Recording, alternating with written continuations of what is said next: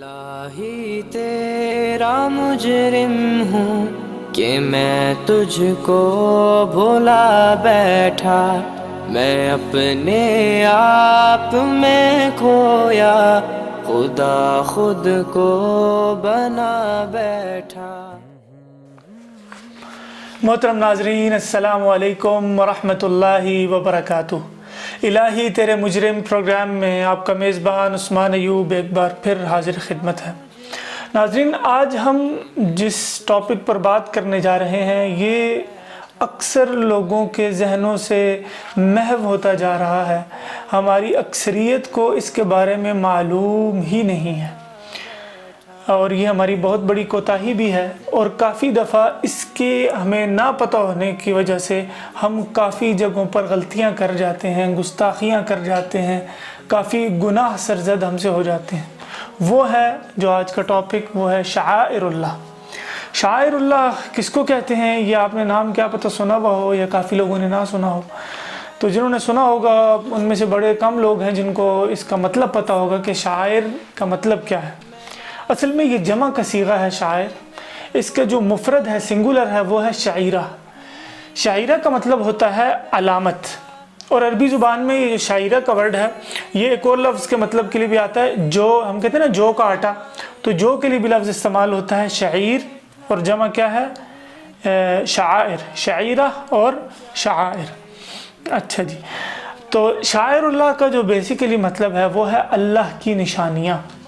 اس کے مختلف اسکالرز نے مختلف اس کی ڈیفینیشنز کی ہیں۔ تدبر قرآن میں ہے کہ شعائر کے معنی کسی ایسی چیز کے ہیں جو کسی حقیقت کا احساس دلانے والی اور اس کا مظہر اور نشان یعنی سمبل ہو، یعنی کہ اس کا مظہر یا نشان ہو۔ اسی طرح امام ابن جریر طبری لکھتے ہیں کہ وہ چیز جن سے حق و باطل کی شناخت ہو سکے شاعر کہلاتے ہیں۔ اسی طرح معارف القرآن میں ہے کہ وہ محسوس چیز جو کسی چیز کی علامت ہو اسے شعیرہ یا شاعر کہتے ہیں۔ اسی طرح تفسیر القرآن کے مؤلف عبد الرحمن کیلانی وہ اس کی ڈیفینیشن کرتے ہیں امتیازی علامت۔ ٹھیک ہے جی، تو اصطلاح میں اس سے مراد شریعت کے وہ مظاہر ہیں جو اللہ اور اس کے رسول صلی اللہ علیہ وآلہ وسلم کی طرف کسی معنوی حقیقت کا شعور بیدار کرنے کے لیے بطور ایک نشان اور علامت مقرر کیے گئے ہیں۔ ٹھیک ہے جی، تو انشاءاللہ آگے ہم چل کے اس کو سمجھیں گے تو آپ کو زیادہ آسان ہو جائے گا اس کو سمجھنا۔ اچھا، شاعر اللہ میں کافی چیزیں شامل ہیں، جیسے ہم اگر دیکھنا شروع کریں، اس پر بہت سے علماء نے لکھا، اس پہ مفتی شفیع عثمانی صاحب رحمۃ اللہ علیہ نے بڑی تفصیل سے لکھا، اسی طرح محمد امین احمد اصلاحی رحمہ اللہ نے بڑی تفصیل کے ساتھ لکھا، اسی طرح صاحب حجت اللہ البالغہ شاہ ولی اللہ محدث دہلوی رحمۃ اللہ علیہ نے اس کے بارے میں بڑی تفصیل سے لکھا۔ تو ہم پہلے دیکھ لیتے ہیں کہ شاعر اللہ میں شامل کیا کیا چیزیں ہیں۔ اس میں فرشتے شامل ہیں، انبیاء کرام، کتب سماویہ اور خصوصی طور پر قرآن حکیم، اسی طرح نماز، روزہ، مساجد، پھر کچھ اسکالرز نے لکھا کہ ختنہ بھی شاعر اللہ میں شامل ہے۔ اسی طرح کچھ اسکالرز کی رائے بھی ہے اور اس حوالے سے قرآن میں ذکر بھی ہے حجاب کا، یہ بھی شاعر اللہ میں سے ہے۔ اسی طرح اذان شاعر اللہ میں سے ہے۔ حدود اللہ، یعنی یہ حدود اللہ جو لفظ ہے حدود، یہ جمع ہے حد کی، تو اس کو میں ایکسپلین کر دیتا ہوں کہ حدود جو ہیں یہ وہ امور ہیں جن میں حلال اور حرام کو الگ الگ کر کے بتایا گیا ہے، تو ان کو کیا کہہ دیتے ہیں؟ حدود اللہ۔ یہ بھی کیا ہے؟ اللہ کی نشانیوں میں سے ایک ہے۔ اسی طرح محمد امین احمد اصلاحی، مولانا امین احمد اصلاحی رحمۃ اللہ، وہ لکھتے ہیں کہ بیت اللہ یہ اللہ کی نشانیوں میں سے ایک ہے۔ اسی طرح تلبیہ جو حج کے موقع پر یا عمرہ کے لیے جو حضرات جاتے ہیں پڑھتے ہیں، لبیک اللہم لبیک لبیک لا شریک لک لبیک ان الحمد والنعمت لک والملک لا شریک لک، یہ بھی اللہ کی نشانیوں میں سے ہے۔ اسی طرح وہ دو پہاڑیاں صفا اور مروہ جن کا ذکر قرآن میں بھی ہے، ان الصفا والمروۃ من شعائر اللہ، بے شک صفا اور مروہ اللہ کے شعائر میں سے ہیں، اللہ کی نشانیوں میں سے ہیں۔ اسی طرح حج کے موقع پر سر منڈوانا اور بال کٹوانا یہ بھی شاعر اللہ میں سے ہیں۔ اسی طرح عرفات یہ شاعر اللہ میں سے ہے، مزدلفہ یہ بھی کیا ہے، شاعر اللہ میں سے ہے، اسی طرح جہاد یہ بھی شاعر اللہ میں سے ہے۔ اچھا، یہ سب چیزیں آپ کو گنوانے کا مقصد کیا تھا کہ یہ وہ چیزیں ہیں جو اللہ کی نشانیوں میں سے یعنی کہ نشانیاں ہیں، اور ہم اللہ تعالیٰ معاف کرے کبھی کبھی ہم بہت زیادہ کوتاہی کر جاتے ہیں اور مذاق میں ان چیزوں کو لے جاتے ہیں، بلکہ کافی لوگوں نے اللہ تعالیٰ معاف کرے لطیفے بنا رکھے ہیں ان چیزوں پر، تو اس سے بچنا چاہیے۔ اور اس کی مختلف صورتیں کیا ہیں ہم تھوڑا ڈسکس کر لیتے ہیں۔ سورہ مائدہ کی آیت نمبر 2 کی تفسیر میں مفتی محمد شفیع رحمہ اللہ لکھتے ہیں کہ شاعر اللہ یہ جو اللہ کی نشانیاں ہیں ان کی جو بے حرمتی ہے اس کی مختلف سی صورتیں ہیں۔ ایک صورت تو پہلی وہ یہ لکھتے ہیں، وہ کہتے ہیں کہ جو احکامات ہیں شاعر اللہ میں سے ان کو نظر انداز کرنا، ٹھیک، اسی طرح یا دوسرے وہ کہتے ہیں کہ اعمال کو ادھورا چھوڑ دینا، پورا نہ کرنا۔ اب اسی طرح وہ تیسرا جو لکھتے ہیں وہ کہتے ہیں کہ یہ مقررہ حدود میں تجاوز کر کے آگے بڑھ جانا، ٹھیک ہو گیا۔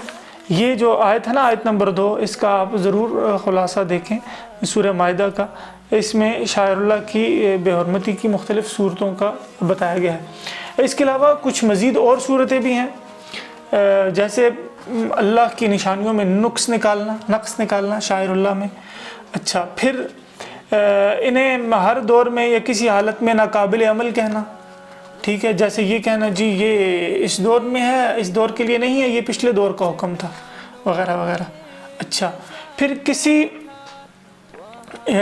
جو شاعر ہیں ان میں سے کوئی ایک شاعر کا نام لیں گے تو ہم کہیں گے شاعرہ، کسی ایک شاعرے سے اگر کوئی عبادت منسلک ہے تو یا منسوب ہے اس کو اہمیت نہ دینا۔ مثلا حج کے لیے احرام باندھنا ضروری ہے، آپ کہیں جی نہیں جی ضروری نہیں ہے، کوئی ضرورت نہیں ہے، وغیرہ وغیرہ۔ اچھا، کسی شاعرہ پر پورا عمل کرنے کے بجائے اسے ادھورا چھوڑ دینا، ٹھیک۔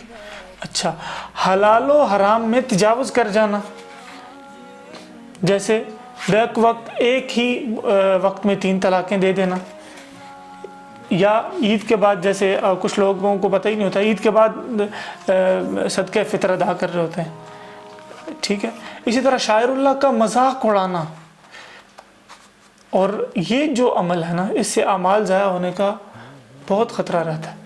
دیکھیں نماز ہے نا، یہ اللہ کی نشانیوں میں سے ایک، ہمارے بہت لوگ اس پر مذاق اڑاتے ہیں، ایون لوگوں نے ویڈیوز بنائی ہوئی ہیں۔ یار اللہ کا خوف کریں یار، اللہ کی نشانیوں کا خدا را مذاق نہ اڑائیں، ٹھیک ہے۔